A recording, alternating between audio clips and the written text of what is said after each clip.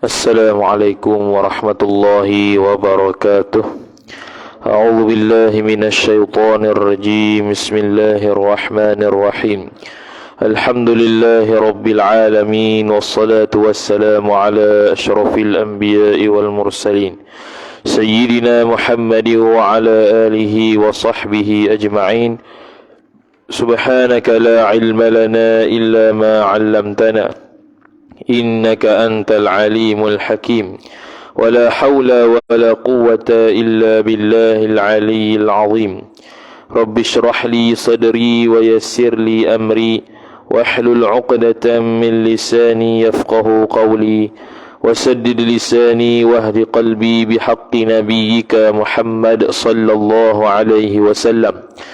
Allahumma aghnina bil ilmi wa zayyinna bil hilmi وأكرمنا بالتقوى وجملنا بالعافية. نوينا التعلم والتعليم والتذكر والتذكير والنفع والانتفاع والإفادة والاستفادة والحث على التمسك بكتاب الله وسنة رسوله صلى الله عليه وسلم ودعاء إلى الهدى والدلالة على الخير ابتغاء وجه الله مرضاته وقربه وثوابه سبحانه وتعالى آمين ya rabbal alamin. Kitab Penawar Bagi Hati, muka surat 63 baris 6 daripada atas. Wa qala Syekhul Muallif rahimahullahu ta'ala wa nafa'ana Allah bi'ulumihi wa bi'ulumikum wa bi'ulumi masyayikhina fid darain amin ya rabbal alamin. Kata pengarang Syekh Abdul Qadir bin Abdul Muttalib Al-Mandili Al-Indonesi rahimahullahu ta'ala, dan sabdanya, Inna Allah azza wa jalla yaqbalu taubatal abdi ma lam yugharghir. Jadi sambung perbahasan kitab yang terakhir pada menyatakan sifat-sifat mahmudah yang tergebik dalam hati. Maka sifat mahmudah disebut dulu ada banyak, tidak terhingga. Cuma yang akan disebutkan ini hanya 10 saja, kerana itulah umbi dan akar dia, ataupun ibu bagi segala sifat-sifat terpuji, sifat-sifat mahmudah. Maka kita sambung pada perbahasan taubat yang seterusnya. Dia bawa datang dalil daripada hadis Nabi SAW. Itu hadis riwayat Imam Muslim. Dia kata, Inna Allah azza wa jalla yaqbalu taubatal abdi ma lam yugharghir. Artinya, arti sabda Nabi SAW, bahwasanya Allah Ta'ala yang maha mulia lagi yang maha besar menerima ia Allah Subhanahu wa Ta'ala akan taubat hamba selama belum sampai ruh hamba kepada halkum hamba. Jadi antara syarat sah taubatnya ialah, melalui hadis ini kita dapat tahu, kata, selagi mana nyawa kita belum ditarik dan selagi kehidupan itu masih ada pada kita, maka pintu taubat akan dibuka seluas-luasnya. Tak kisahlah dia itu buat dosa sebanyak bukit sekalipun, sebanyak buih di lautan sekalipun, sama ada dosa kecil atau dosa besar, maka dia boleh lagi diterima taubat dia. Itu Allah Ta'ala telah tetapkan ketetapan berikut kepada hamba-hamba Allah Ta'ala yang mukallaf. Maka seyogianya kita ni yang buat dosa ataupun berasa buat dosa tidak berputus asa dengan rahmat Allah Ta'ala, dengan keampunan Allah Subhanahu wa Ta'ala. Cumanya kalau dosa kecil, kalau dosa besar tu kena taubat sebanyak mana dosa yang kita buat lah. Kalau jenis dosa tu 10 lah. Kalau jenis dosa tu 1. Contoh tak sembahyang saja, 1 lah. Kalau tak sembahyang dan tak puasa, 2. Dia kena taubat secara tafsir seperti mana yang kita bahas minggu lepas. Hatta yang kena taubat ni dosa kecil sekalipun kena taubat juga. Dan dosa kecil ni istimewanya ialah dia dapat dihapuskan melalui amal-amal kebaikan. Allah Subhanahu wa Ta'ala sebut, A'udzu billahi minasyaitonir rajim, al-hasanatu yudhhibnas sayyi'at. Benda-benda baik, pahala kebajikan ni akan menghapuskan kejahatan, hapuskan dosa-dosa. Dosa mana tu? Dosa kecil ya. Adapun dosa besar wajib bertaubat. Dosa besar, kebanyakan ulama mengatakan wajib bertaubat, yang akan disebutkan sebentar lagi muka surat 63 ni cara taubat bagaimana. Adapun dosa-dosa kecil boleh dihapuskan dengan amal yang soleh. Maka sebab itu ada ulama ataupun ada orang yang kalau dia buat dosa, dia kata dia akan sebut, dia akan denda diri dia supaya bersedekah. Contohlah, kalau dosa tu dosa kecil lah, kalau dosa besar tu memang kena taubat. Biasanya kita ni bergelombang dosa kecil lah. Kalau tak buat dosa besar tu, kita tak mencuri, kita taklah sampai tinggal sembahyang, taklah sampai tahap tak puasa Ramadan, tidaklah sampai tahap kita ni curi. Tak ada pokok kita ni. Habis-habis tahib pun dosa kecil je lah, jarang nak boleh jadi dosa besar tu. Tapi boleh jadi tak? Boleh jadilah dosa besar. Kemudian kata mu'allif rahimahullah, dia kata dosa itu, dosa pula, taubat itu diterima selagi mana ruh tak sampai halqum, iaitu tenggorokan kita lah. Mana bila tarik nyawa tu masih lagi ada nyawa, tak sampai lagi ke halqum, maka masih diterima taubat dia. Maka kita tak tahu bila mati ni. Maka sebab tu kita kena taubat sebelum kita mati. Mati ni terkejut. Mati ni mengejut, dia tidak ada tanda, dia tidak ada, bukan tak ada tanda, dia tidak ada orang bagi tahu. Tak ada malaikat bagi tahu kau buat pos surat kau, esok kamu akan mati. Kau senang kau tu. 2-3 semayang lah, semayang macam Quran, zikir, tak pergi mana dah, buat apa sebab esok mati. Dan sabdanya sabda Nabi SAW ni, hadis riwayat Muslim juga. Man taba qabla an tatla'a asy-syamsu min maghribiha taballahu alaihi. Artinya, arti sabda Nabi SAW, barang siapa taubat ia barang siapa sebelum naik matahari daripada tempat lenyapnya matahari, iaitu terbit belah barat. Niscaya menerima Allah Ta'ala akan taubatnya, taubat barang siapa tadi. Jadi matahari dia naik selalunya belah timur lah, tak ada lagi belah barat. Sejak Nabi Adam sampai sekarang tak pernah terjadi lagi matahari terbit belah barat. Tenggelam belah barat tu ada. Itu tak pernah terjadi lagi tenggelam belah barat matahari. Terbit belah barat matahari. Yang adanya tenggelam belah barat, naiknya kut timur. Tapi kalau satu hari nanti matahari dah naik belah barat, waktu itu tidak diterima lagi taubat dia, walaupun dia masih hidup, walaupun dia ada hayat, walaupun dia punya hayat, talian hayat dia tak sampai halkum lagi. Tapi dah terbit belah barat dah, maksud apa? Nak kiamat lah. Itu tanda kiamat besar. Tanda kiamat besarnya ialah naik matahari belah barat. Tanda kiamat besarnya ialah asap ad-dukhan. Ad-dukhan satu dunia, bukan Malaysia ya. Lepas tu keluar Dajjal, keluar Ya'juj dan Ma'juj, keluarnya binatang dabah, binatang yang cok setiap seorang tu kafir ke Islam. Datangnya angin di celah ketiak, orang mukmin akan mati, orang kafir takkan mati. Tu semua tanda-tanda besar tu, memang on the way lah tu. Memang on the way lah nak kiamat tu. Dan dia telah berlalu pemerintahan Nabi Isa AS selama 40 tahun. Lama lagi tu, nak kiamat tu. Nabi Isa pun tak turun lagi. Nabi Isa turun tu, bunuh Dajjal tu, dia boleh sempat hidup 40 tahun lagi. Bukan setakat 40 tahun, bahkan dia pula kahwin waktu tu. Nikah tu. Dia tak nikah lagi. Jadi akan nikah akhir zaman. Dia akan turun di Damsyik, Syria. Dan dia akan meninggal dunia di Madinah, dan dia akan dimakamkan dengan tepi sebelah makam Nabi SAW. Tu dah sebut belaka dah, cuma tak jadi lagi lah. Maksudnya kiamat besar tak jadi lagi. Yang ada kiamat-kiamat kecil sahaja. Mati pun kiamat kecil dah. Wafat Nabi SAW kiamat kecil dah. Jadi lama kiamat kecil ni, banyak dah terjadi, belum lagi kiamat besar. Kemudian kata mu'allif rahimahullahu ta'ala, dan ketahui olehmu bahawasanya makna taubat pada lurah, pada bahasa Arab. Taubat ni bahasa Arab, bahasa Melayu panggil apa? Lurah sini lurah Melayu lah.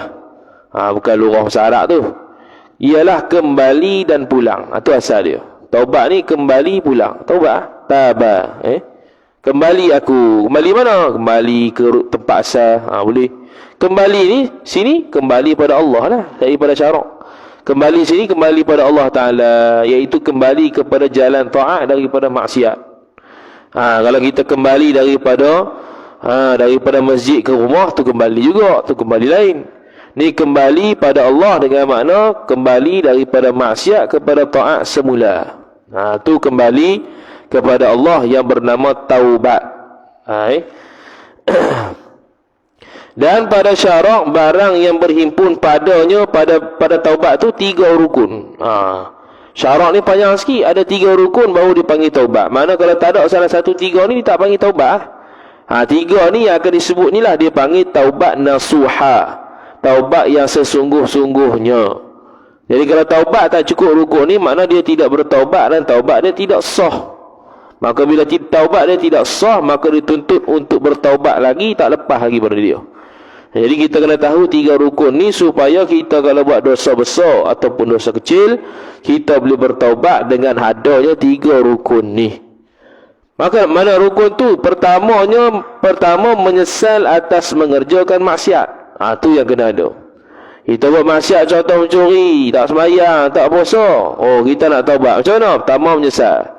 Allah, rugi sungguhlah dulu aku tak sembahyang. Menyesal tu. Aku pergi buat maksiat dengan Tuhan pula, pergi zina pula, pergi curi pula, wal'iyadzubillah. Nyesal.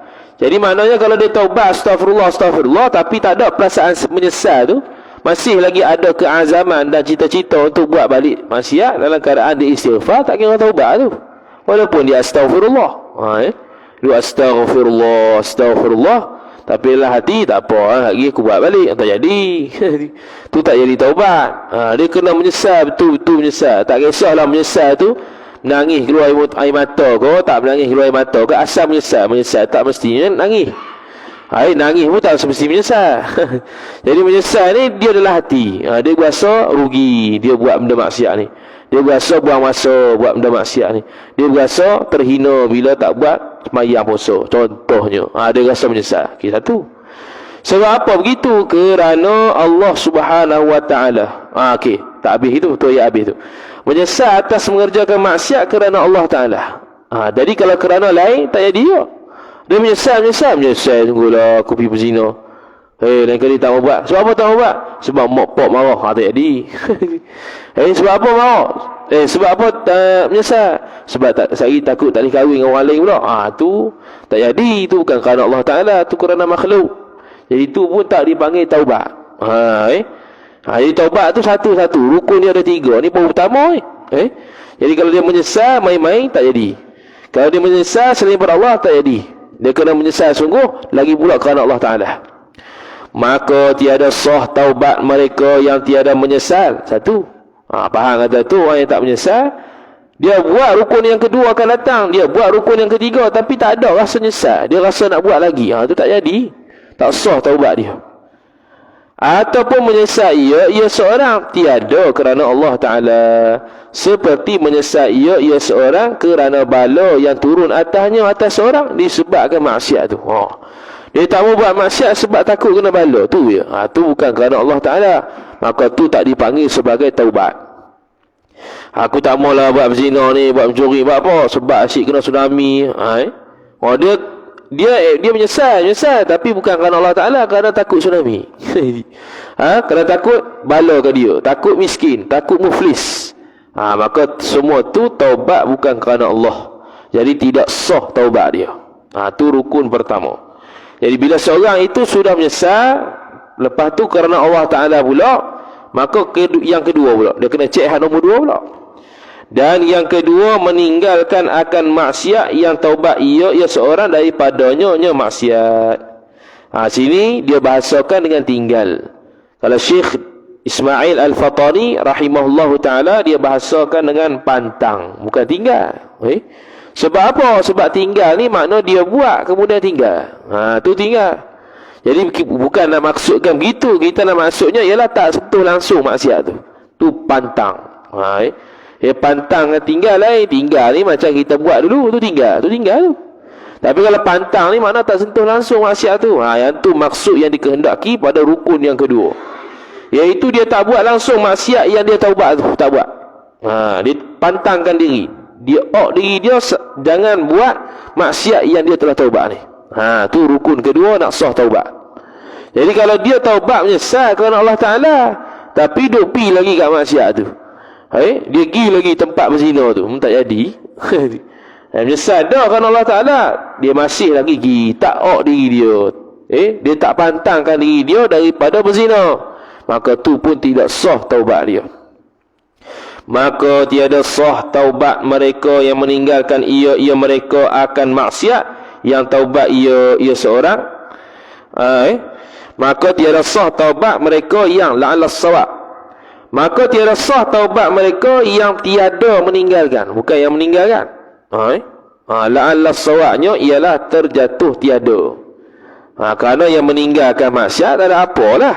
Ni yang kalau taubat tak tinggal lagi maksiat, tu yang tak sah. Kalau dia dah taubat dah, dia dah tinggal dah, dengan mana pantang diri dah daripada maksiat, sah lah. Jadi sini jatuh tiada. Maka tiada sah taubat mereka yang tiada meninggalkan ia mereka tu akan maksiat, yang taubat ia seorang daripadanya maksiat tu. Jadi kalau dia tu taubat dah, nyesal dah, tapi masih lagi buat maksiat itu, ada kehendak hati, ada kehendak hati untuk buat lagi maksiat itu, ketika dia menyesal tu, tu tak jadi. Ada lagi kehendak, tak apa, lepas ni boleh taubat, lepas ni boleh buat lagi, dia tak boleh gitu. Taubat menyesal, tak apa, taubat ni buat lagi boleh. Tapi kalau dia tidak ada perasaan sebegitu, dia ada perasaan pantang diri pada maksiat, tapi terjebak juga ke maksiat, tu lain. Ni jangan awal-awal set dah, tak apa, aku taubat nyesal, akan datang aku buat, aku taubat lagi. Jangan gitu. Tu tak sah. Tapi kalau dia tu nyesal sungguh, dia pantang sungguh-sungguh diri dia, terjebak juga maksiat, tu lain cerita. Tu taubat lagi lah. Kata Habib Ali Al-Jufri hafizahullah ta'ala, seorang hamba tu kalau 70 kali taubat sehari, 70 kali maksiat pun tak ada masalah, asalkan taubat tu taubat tu. Jangan taubat main-main sudah. Jadi kalau taubat dia menyesal lah hati, tak apa, saya buat taubat balik, tu tak jadi, itu main-main.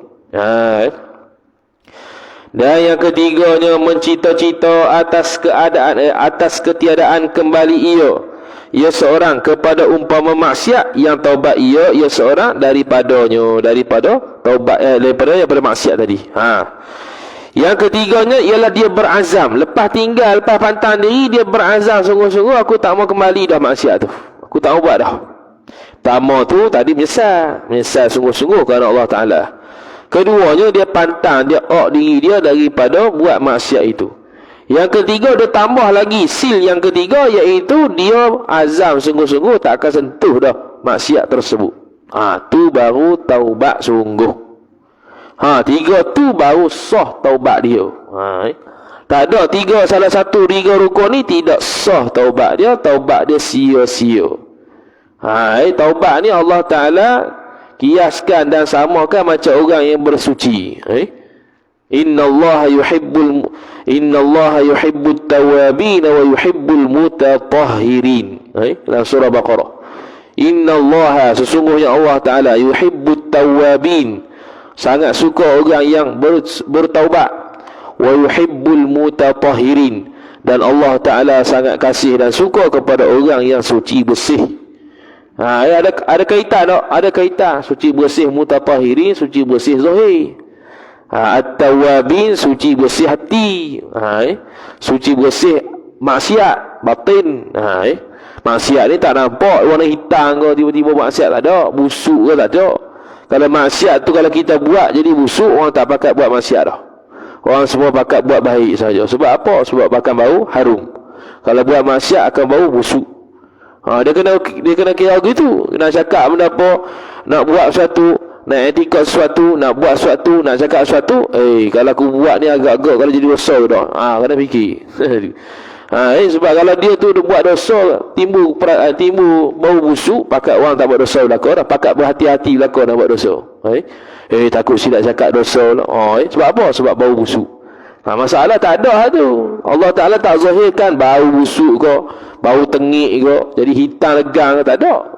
Kita gitu. Kalau kelak kulit dia putih tu dosa ke, pahala putih gitu.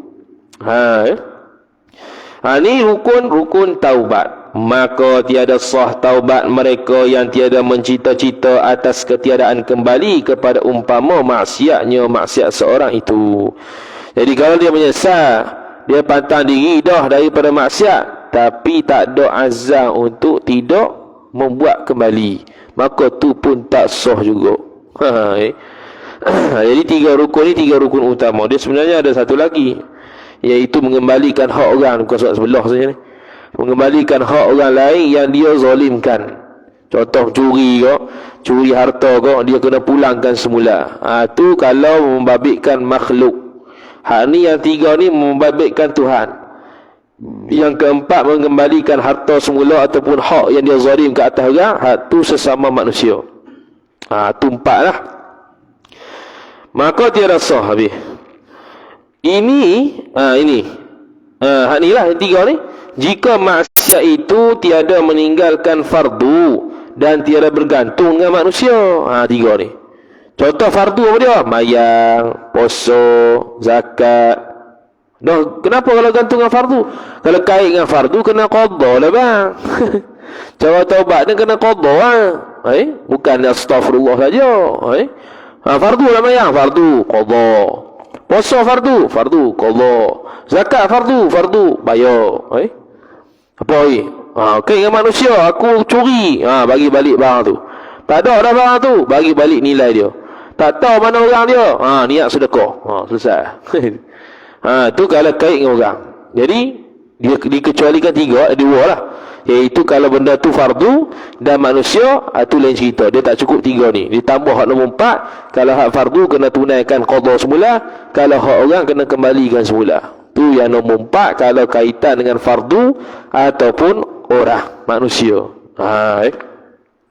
Kalau maknanya kalau benda sunat tak jadi lah. Dalam mazhab Syafi'i, contoh kita puasa sunat, puasa malah aku buka puasa, tak kena qadha tu. Tu mazhab kita tak kena qadha, tapi makruh ya. Kalau mazhab Hanafi kena qadha. Mazhab Hanafi kalau puasa sunat tu dia batalkan, dia kena qadha. Kita tak payah qadha. Tapi makruh lah, saya saja batal tu. Kalau puasa qadha pula, puasa qadha hak wajib tu, kalau kita saja batal, hukum dia haram. Itu pula. Kalau puasa sunat, kalau saja batal, tak ada masalah. Habis. Adapun jika ada dosa seorang itu meninggalkan umpama fardu sembahyang, maka wajib pula atas orang yang dosa tinggal sembahyang tu mengqadha segala fardu yang luput itu. Qadha semua. Dah 20 tahun lah. Siapa suruh tak sembahyang? 30 tu, 50 tu. Lepas tu cara nak buat? Dia ada dua mazhab. Mazhab yang mazhab Syafi'i lah, dua mazhab ni, bukan dua mazhab lain tu. Dua pendapat dalam mazhab. Pertamanya pandangan mu'tamad ialah wajib dia qadha pada waktu lapang yang dia ada. Haram dia itu gunakan waktu lapang dia ke arah benda lain, walaupun ibadat sunat sekalipun. Melainkan benda-benda yang tak dapat tidak, iaitu apa? Makan, minum, kerja, cari nafkah. Tu tak payahlah. Tak payahlah nembeng semayang juga. Tu dah terpaksa dah. Mayang mayang lah. Makan, minum, tidur, kerja. Tu. Selain daripada waktu tu, wajib qadha semayang. Dia gunakan waktu dia untuk qadha semayang. Wajib. Hatta ibadat sunat yang dia buat, hukum dia haram. Sebab apa? Sebab dia ada tanggungjawab yang lebih besar, iaitu mengqadha hak wajib. Tu pandangan pertama, pandangan mu'tamad. Nampak macam ganas, tapi tak ganas. Itulah sepatutnya. Sebab hak sunat banding hak wajib, 1 rakaat wajib persamaan 70 sunat. 70 rakaat sunat. Boleh buat hak wajib dulu, selesai wajib tu. Pandangan kedua pula kata boleh juga iring-iring sunat.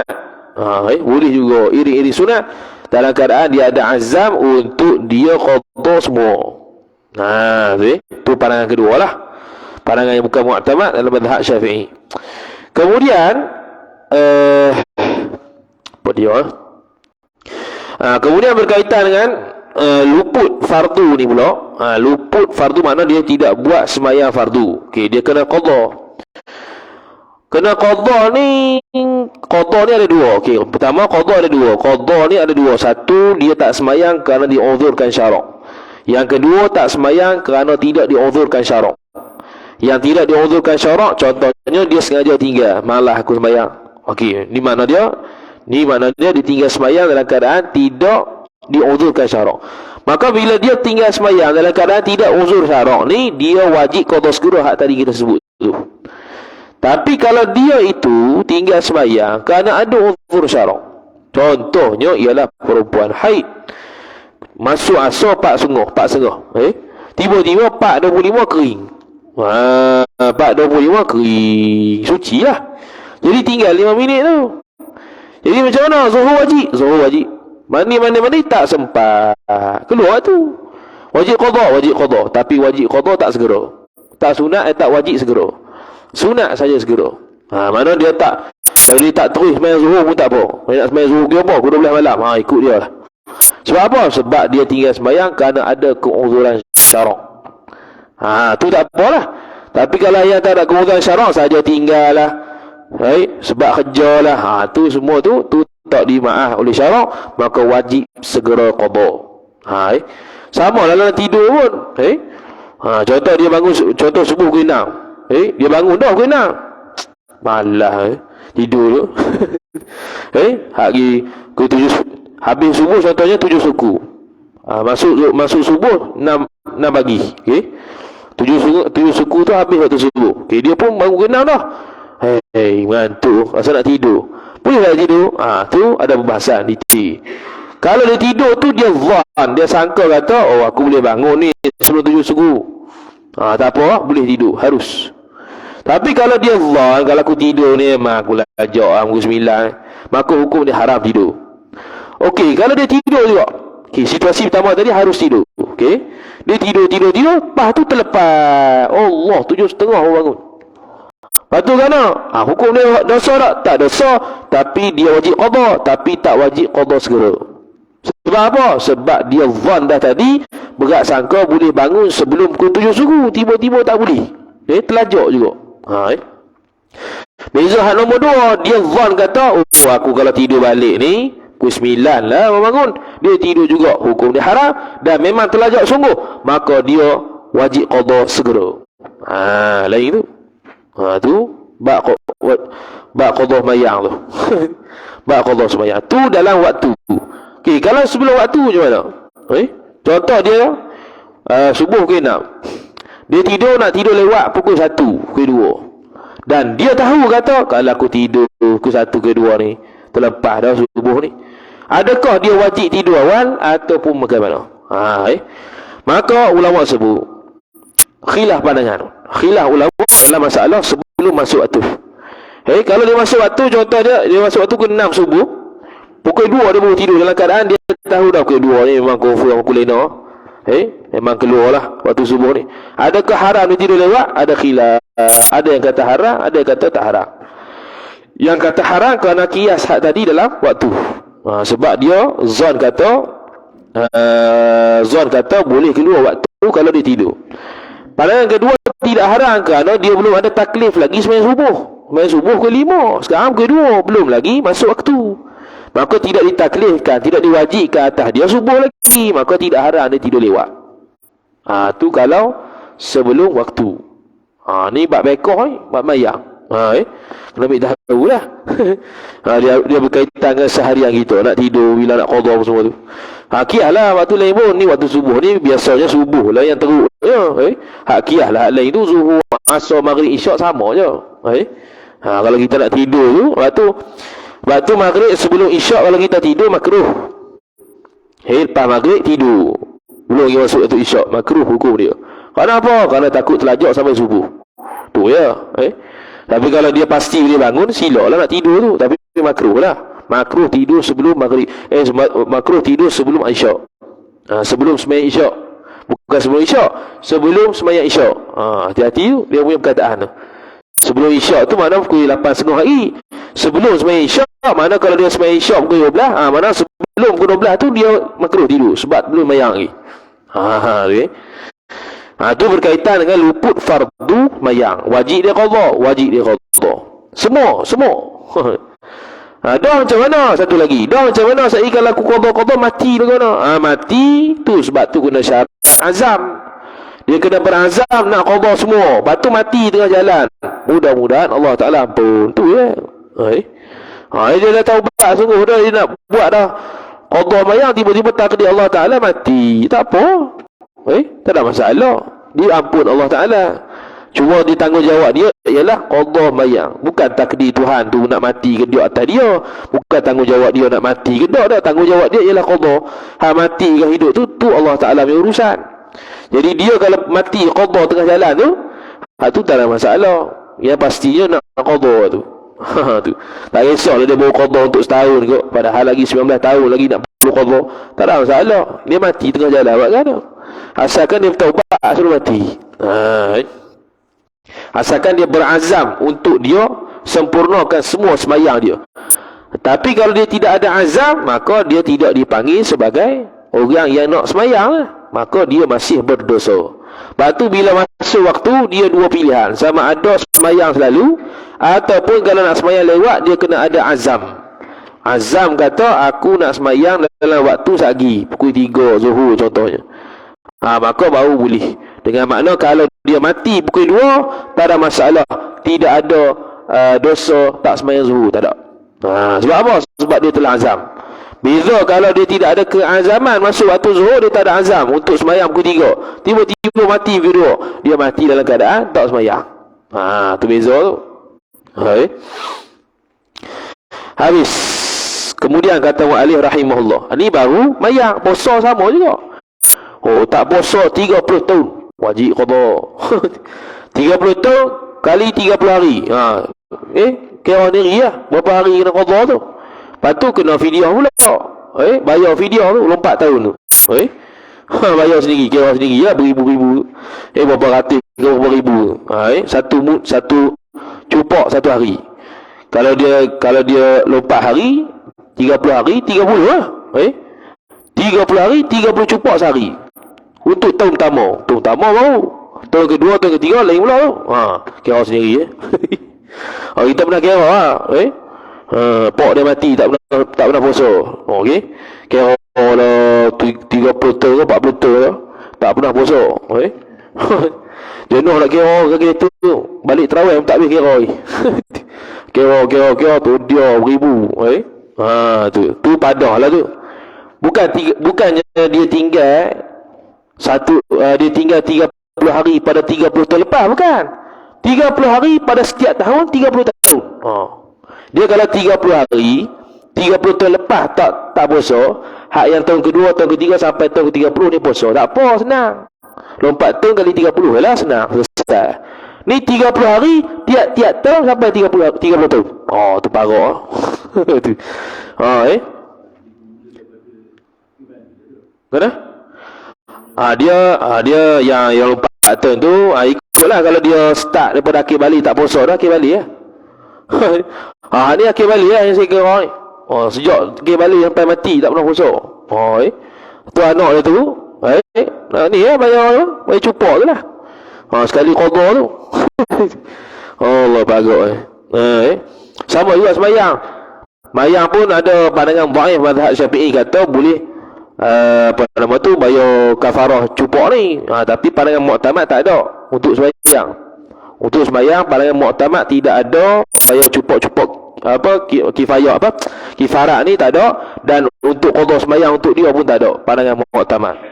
Cuma kalau nak amal juga ada jugalah, tapi pandangan dhaif. Bayar satu cupak satu sembahyang. Tu kalau nak bayar jugalah. Tu. Pening bayar tu. Dah lah beribu. Ribu, berapa puluh ribu tau. Dan jika ada maksiat itu bergantung dengan manusia, seperti mencuri harta orang, maka disyaratkan memulangkan ia orang tu akan harta itu. Kena pulang balik lah. Contoh dia curi kereta. Curi kereta kat siapa? Ke Pak Cik Mamat tu sebelah kampung tu. Dia kena pergi bagi balik kereta tu. Pak Cik Mamat minta maaf banyak dulu saya mencuri ni kereta balik. Contoh Tu bagi harta balik. Tu kalau qita lah. Qiyah lah lain. Kalau bagi duit lah. Kalau curi handbag lah. Kalau curi motor. Dan kalau tak ada, atau ganti harta tu. Ganti dengan apa? Dengan nilai. Oh, motor tu saya curi dulu tapi dah hancur lah. Ni saya bagi duit lah 20,000. Contoh.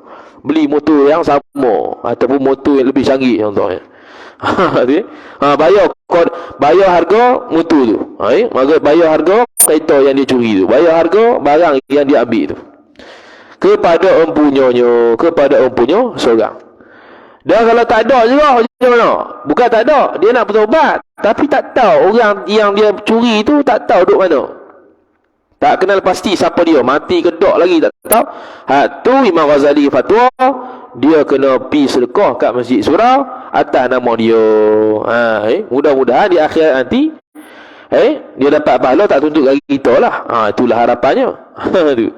Tu kalau tak jumpa tuan dia, tak jumpa tuan orang yang kita curi tadi. Ataupun minta halal ia seorang daripada orang yang kita curi tu, minta halal. Dia curi dia itu RM1,000. Kalau dia bagi halal lah, tak kata tak boleh, hutang lah. Pandai-pandai cari duit bayar.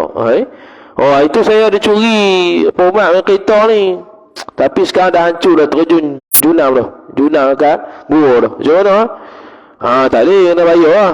Bayar. Kalau kata halal lah, ikutlah, tak apa, lega. Ada ke orang nak minta halal? Tak ada, bayar minta halal. Kalau benda RM1, RM2 tak apa. Ni RM10,000, RM20,000. Nak bagi halal pun takut juga. Minta halal. Okey.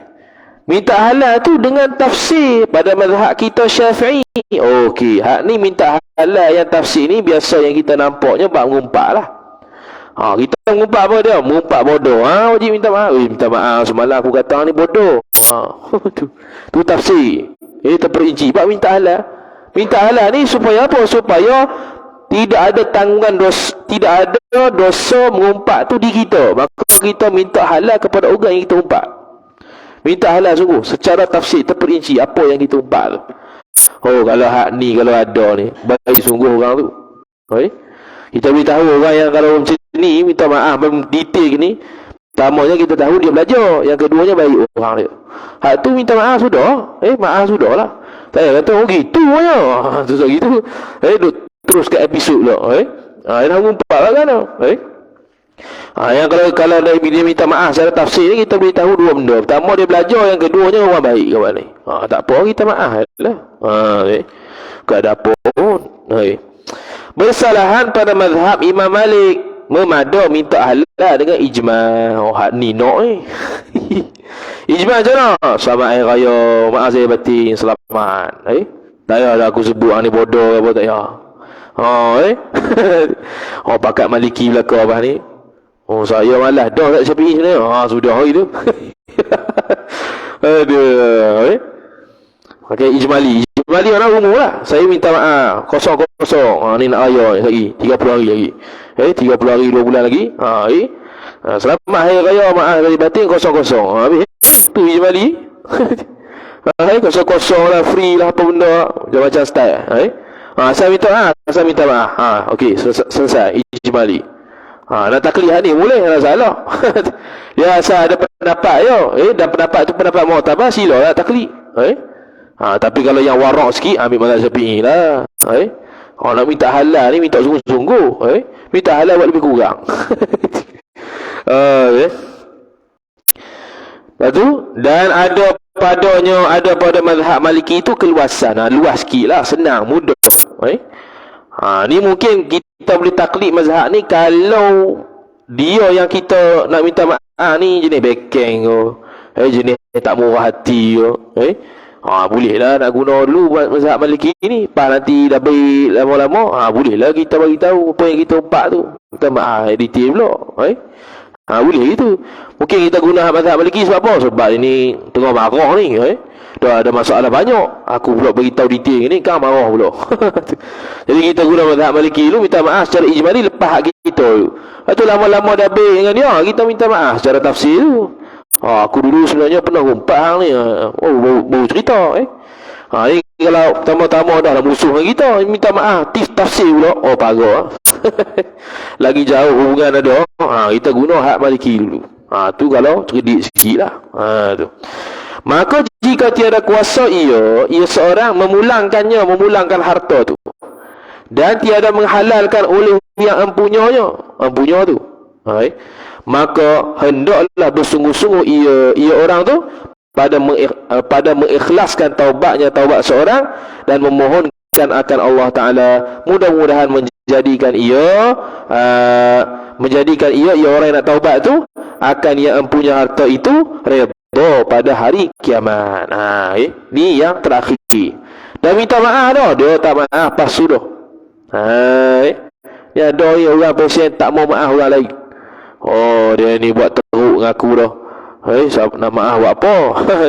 Rasulullah SAW, sahabat sebelum masuk Islam, seorang tak ingat nama dah. Dia pernah bunuh bapa saudara Nabi sallallahu alaihi wasallam ketika perang. Lepas tu dia masuk Islam. Rasulullah, dia enggak ada Rasulullah lah nak masuk Islam, ucap syahadah. Rasulullah tengok dia geram, tapi tak marah. Dia ucap syahadah selesai. Selesai. Rasulullah SAW pun maaf dia, tak ada masalah. Apa? Dia pernah bunuh bapa saudara Nabi SAW yang dia kasih. Waktu dia kafir lah. Waktu perang Uhud tu. Tak silap siapa bapa saudara Nabi yang dia bunuh, tak ingat lagi tu. Sayyidina Hamzah. Hamzah. Sayyidina Hamzah, dia bunuh Sayyidina Hamzah. Dia tak buat. Rasulullah nak pandang dia pun tak mau pandang, takut marah. Bapa, dah dibunuh bapa saudara Nabi. Nak pandang dia pun Rasulullah takut aku pandang dia rasa marah. Jadi tak apalah, aku tak pandang. Sudah selesai. Masuk Islam selesai masalah. Ni kita sifat pemaaf ni pun kena ada ni lagi ada sifat pemaaf akan datang. Sifat pemaaf ni kalau nak kata dia ni pemaaf ni macam mana? Dia tidak dipanggil sebagai pemaaf, melainkan dia maafkan orang lain tanpa dia minta maaf pada dia. Tu pemaaf. Kita maafkan orang lain dulu sebelum dia minta maaf pada kita, walaupun dia yang salah. Tu pemaaf tu. Tapi kalau kita minta maaf kita, gitu, malah aku maaf biar masuk neraka, jeng gitu. Yang orang yang kita tak maafkan tu, orang yang tersebut boleh minta mohon pada Allah Ta'ala supaya nanti orang yang dia buat adanya dulu tu tak tuntut di akhirat nanti. Taubat sungguh-sungguh lah ni. Ni habis teh ni dia panggil habis teh. Kalau orang tak maaf juga, minta ampun pada Allah Ta'ala supaya doa sungguh-sungguh supaya dia nanti tak tidak tuntut dia di akhirat, di pada mahsyar nanti. Kalau buat zalim dengan orang ni, tuntut di akhirat ni. Kemudian habis lah. Lepas tu dia kata mudah-mudahan menjadikan ia orang yang taubat tu akan yang empunya harta itu redha pada hari kiamat, supaya orang yang kita curi harta tu redha pada kita. Dan setengah daripada syarat taubat. Wallahu a'lam. Wa sallallahu ala sayyidina Muhammad wa ala alihi wa sahbihi wa baraka wa sallam.